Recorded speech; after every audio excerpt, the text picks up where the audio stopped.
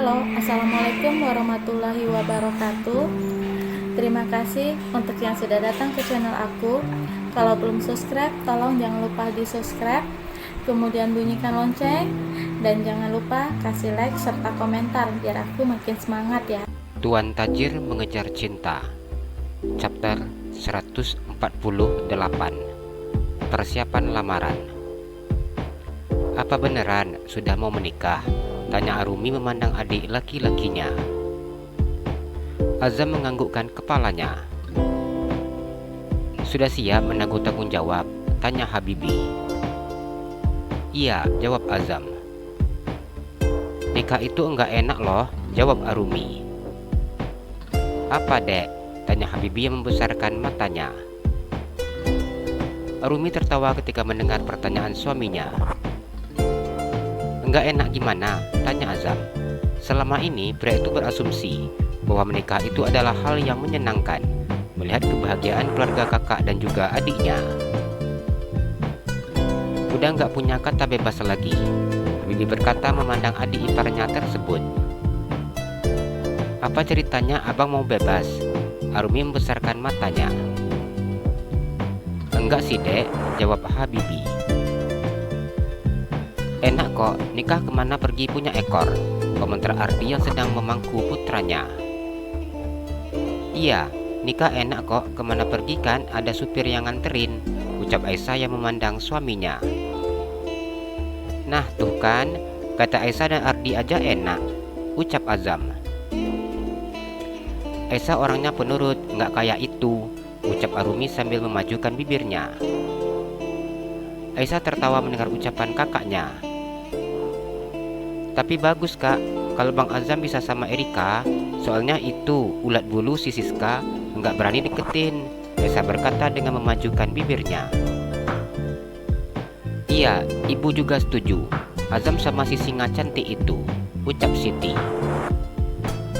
Azam senyum-senyum ketika mendengar ucapan ibunya. Erika juga penurut kok, cuma suka lupa kontrol emosi aja, jawab Azam. Jadi kapan lamaran? Tanya Ardi. Iya, ini disuruh kumpul untuk masalah ini, malah ceritanya yang lain, ucap Siti yang memandang anak-anak serta menantunya. Untuk lamaran kita harus siapin dulu barang-barang yang akan dibawa ke sana.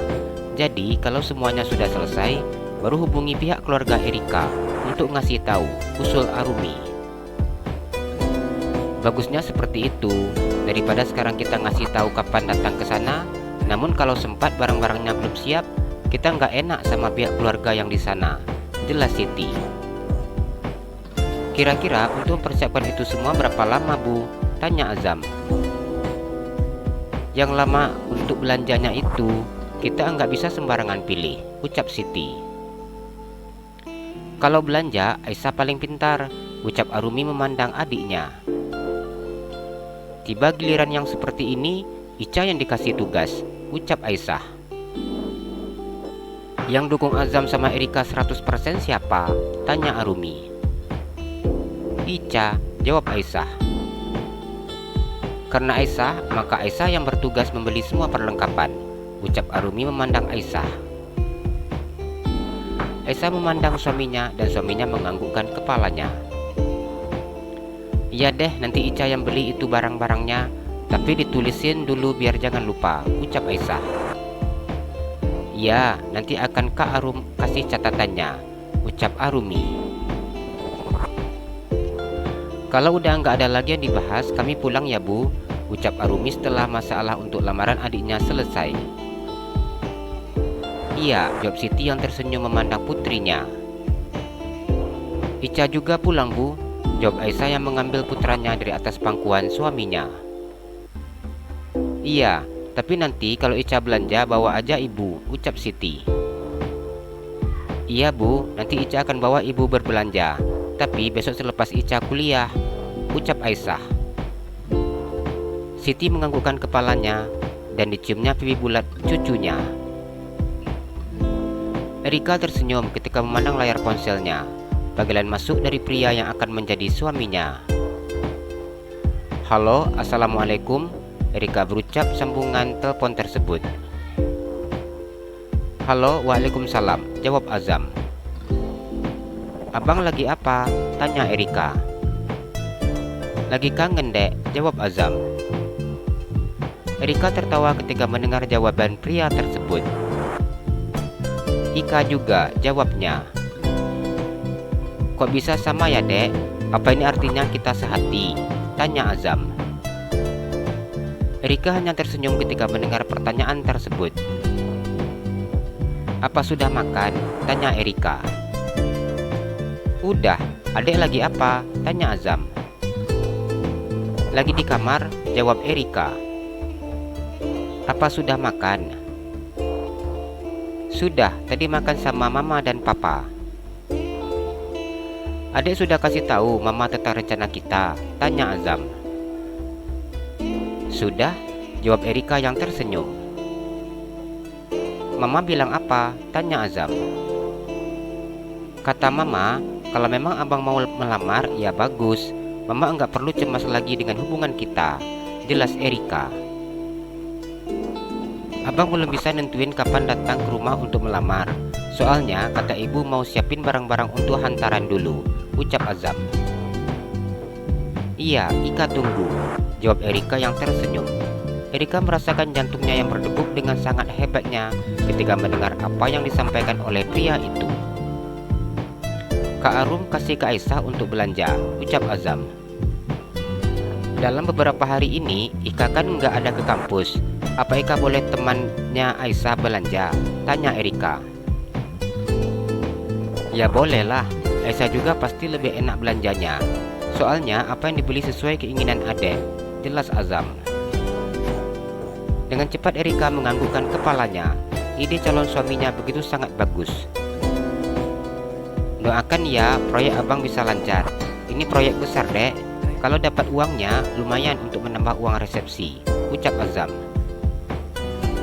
Iya, Ika doakan. Untuk resepsinya nggak usah mewah, yang biasa aja, pinta Erika. Apa mau cuma akad nikah? Tanya Azam. Ya nggak apa-apa, yang penting sahnya, jawab Erika. Azam tersenyum ketika mendengar jawaban calon istrinya. Gadis yang akan dinikahinya memang benar-benar begitu sangat sederhana. Bahkan pesta pernikahan pun tidak menjadi hal yang paling utama baginya. Untuk acara resepsi kita pikirkan nanti aja ya. Yang penting abang lamaran dulu. Itu permintaan papa sama mama mertua belum tahu apa, ucap Azam. Mama sama papa nggak ada minta apa-apa kok. Kata mereka yang penting sah, ucap Erika. Erika sudah membahas perihal tentang ini bersama dengan kedua orang tuanya. Moga aja nggak ada masalah ya dek, lancar semua, ucap Azam. Iya, amin, jawab Erika yang tersenyum. Ya udah, tidur lagi, abang juga mau tidur. Iya, jawab Erika. Sudah sholat kan sayang? Tanya Azam. Sudah, baru aja tadi selesai, jelas Erika. Ya udah, kalau gitu tidur ya. Assalamualaikum. Waalaikumsalam. Darlin duduk di gazebo yang ada di samping villa. Kenapa di sini enggak lama sih bang? Tanya Darlin. Berada di villa ini membuat dirinya begitu sangat enggan untuk pulang ke Jakarta. Mau berapa lama di sini? Jawab Ervan. Ya sampai puas, jawab Darlin. Udah nyampe di sini enggak mau pulang lagi ya? Jawab Lina yang memasukkan sosis bakar ke mulutnya. Iya ma, di sini enak. Darlin menggigit jagung bakar di tangannya. Terus itu janji ketemu sama klien abang gimana dek? Tanya Ervan. Papa juga udah ada buat janjian sama klien, ucap Reza. Abi juga ada rapat besok hari Senin, jelas Bayu. Kalau kami aja yang tinggal di sini bagaimana? Usul Rahma yang memang tidak ingin secepatnya pulang ke Jakarta. Iya, enggak apa-apa kalau kami di sini dulu, usul Lina. Darlin sangat senang ketika dirinya dapat dukungan dari Umi dan juga mama mertuanya. Darlin pulangnya minggu depan ya bang. Darlin tersenyum memandang suaminya. Enggak boleh, jawab Ervan. Pria itu tidak mungkin meninggalkan istrinya di puncak. Ervan tidak tenang bila dirinya jauh dari istrinya. Lina hanya tersenyum ketika memandang wajah putranya tersebut. Sudah malam, istirahat lagi, enggak boleh kecapean, ucap Reza ketika pria itu sudah menghabiskan daging bakar di piringnya. Iya Pak, jawab Derlin. Minum susunya dulu sayang. Ervan duduk di tepi tempat tidur. Tangannya memegang segelas susu coklat hangat untuk istrinya. Ervan merasa sangat bersyukur ketika istrinya sudah mulai mau mengkonsumsi susu untuk kehamilannya. Derlin tersenyum dan mengambil gelas yang ada di tangan suaminya. Diminumnya susu coklat itu hingga habis. Ini maunya aneh-aneh aja, ucapnya yang sedikit menarik hidung istrinya. Kenapa? Tanya Derlin. Mau minum susu kalau abang yang buatin. Kalau enggak dibuatin, enggak mau, ucap Ervan. Rasanya beda, ucapnya. Beda gimana? Tanya Ervan. Yang bukan abang buatin, rasanya enggak enak, malahan jadi mual. Ervan tersenyum ketika mendengar jawaban istrinya tersebut. Manja ya, ucapnya. Derlin dengan cepat menganggukkan kepalanya dan tersenyum menunjukkan deretan gigi putihnya. Besok pulang ke Jakartanya sore kan bang? Pinta Derlin. Iya, jawab Ervan. Pria itu tahu bahwa istrinya masih sangat ingin menikmati suasana yang sejuk dan juga nyaman seperti di villa ini. Mau dibantu buka? Ervan bertanya dengan memandang sweater yang masih dipakai oleh istrinya. Iya, jawab Derlin. Ervan membukakan sweater yang dipakai oleh istrinya, kemudian menaikkan baju istrinya ke atas. Yang diminta buka cuma sweater, ucap Derlin yang tersenyum ketika melihat apa yang ingin dilakukan oleh suaminya. Nanti pasti mau dibuka juga, jadi sekalian aja, jawab Ervan. Derlin tersenyum dan mencium bibir suaminya dengan sangat lembut. Sesuai janji, ucapnya yang mengingatkan suaminya. Ervan tertawa saat mendengar ucapan istrinya.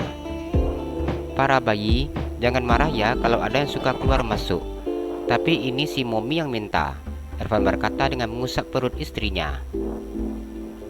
Derlin tertawa mendengar perkataan suaminya. Derlin memejamkan matanya ketika suaminya mencium lembut bibirnya, kemudian turun ke leher hingga sampai ke tempat yang begitu sangat disukainya. Rasa dingin perlahan-lahan mulai tidak terasa ketika tubuhnya mulai terasa panas. Abang, cepat, desaknya. Di sini dingin dek, jadi wajib ada pemanasan, jawab Ervan yang masih bermain-main di perut istrinya.